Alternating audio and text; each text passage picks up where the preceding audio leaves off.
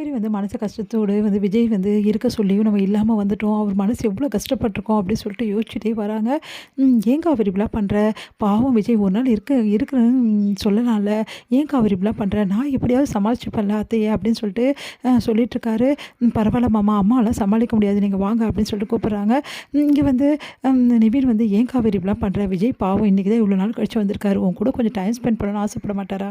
ஏன் காவேரி இத கூட புரிஞ்சுக்க மாட்டேங்கிற?" அப்படின்னு சொல்லிட்டு நிவின் சொல்றாரு. அதெல்லாம் கரெக்டு தான். ஆனா வேற வழி இல்லைல்ல. வீட்ல பிரச்சனை பேர்ல பிரச்சனை ஆயிடும். அதனால தான் அப்படி சொல்லி சொன்னோனே, போ காவேரி நீ ஏன் தான் இப்படிலாம் பண்றியோ?" அப்படின்னு சொல்லிட்டு நிவீனும் குமரனும் வந்து சொல்றாங்க. இங்க வந்து காவேரி மனசு கஷ்டத்தோட வீட்டுக்கு வராங்க.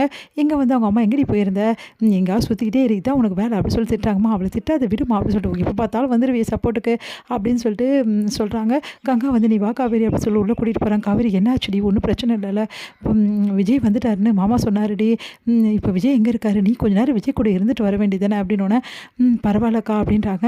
"சரிடி நீ ரெஸ்ட் எடு. 2, 3 நாளா அலைஞ்சுட்டே இருக்க தூக்கம் இல்லாம" அப்படின்னு சொல்லிட்டு அவங்க அக்கா சொல்லிட்டு போகிறாங்க. இங்கே காவேரி மனசு கஷ்டப்பட்டு நடந்த விஷயத்தை எல்லாத்தையுமே நினச்சி நினச்சி பார்த்து அழுதுட்டுருக்காங்க. அவங்களால தாங்கிக்கவே முடியல. "விஜயை விட்டு நான் பிரிய போகிறேன். எப்படி என்னால் பிரிய முடியும்? விஜய் இல்லாமல் என்னால் வாழ முடியுமா? எனக்கு ஒன்றுமே புரியலையே. கண்ணை கட்டி காட்டில் விட்ட மாதிரியே இருக்கே. நான் இப்போ என்ன பண்ண போகிறேன்? விஜயை விட்டு பிரியறேன்னு சொல்லிட்டு வெல்லா கிட்ட அவ்வளோ வந்து சொல்லிட்டேன். சத்தியமும் பண்ணிட்டேன். இப்போ நான் விஜயை விட்டு எப்படி பிரிய முடியும்? எனக்கு ஒன்றுமே புரியலையே. ஆனால் பிரிஞ்சு தான் ஆகணும் காவேரி. வேறு வழியே கிடையாது. ஏன்னா நீ பாப்பா மேலே சத்தியம் பண்ணியிருக்க. அதுக்காக நீ பிரிஞ்சு தான் ஆகணும். வேறு வழி கிடையாது காவேரி. உன்னை நீ கல்லாக்கினி இந்த விஷயத்துக்கு நீ வந்து பண்ணி தான் ஆகணும்" அப்படி சொல்லிட்டு அவங்க மனசே அவங்களுக்கு சொல்லிகிட்ருக்கு.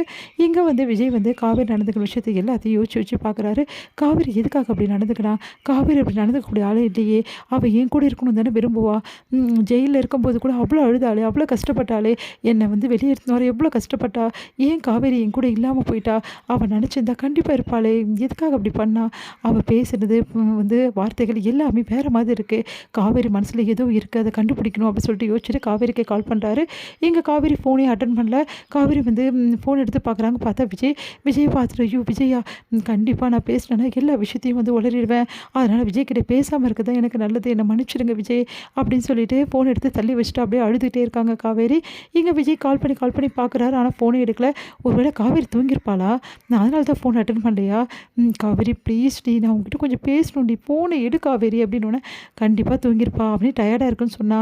சரி நாளைக்கு பேசிக்கலாம். ஆனால் இருந்தாலும் காவேரி வந்து ஒரு மாதிரி போனது. மனசு வந்து ஒரு மாதிரி இருக்கே. இப்போ என்ன பண்ணுறது?" அப்படி சொல்லிட்டு யோசிச்சுட்டு இருக்காரு. இங்கே வந்து வெண்ணிலா விஜய்கிட்ட பேசலாம்னு சொல்லிட்டு வராங்க. "என்ன வெண்ணிலா, உடம்பு எதாவது சரியில்லையா? டயர்டாக இருக்கா?" அப்படின்னு சொல்லிட்டு கேட்குறாரு.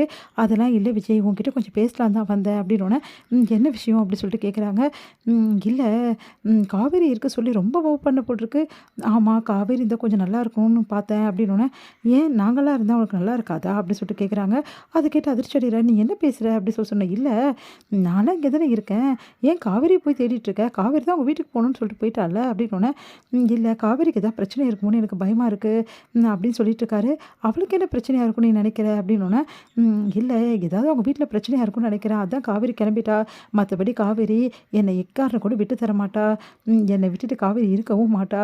ஆனால் வேறு வழி இல்லாமல் தான் போயிருப்பா" அப்படின்னு சொல்லிட்டு இருக்காங்க. "சரி விஜய், எவ்வளோ கெஞ்சி பார்த்தோம் காவேரி இங்கே இருக்க மாட்டேன்றா.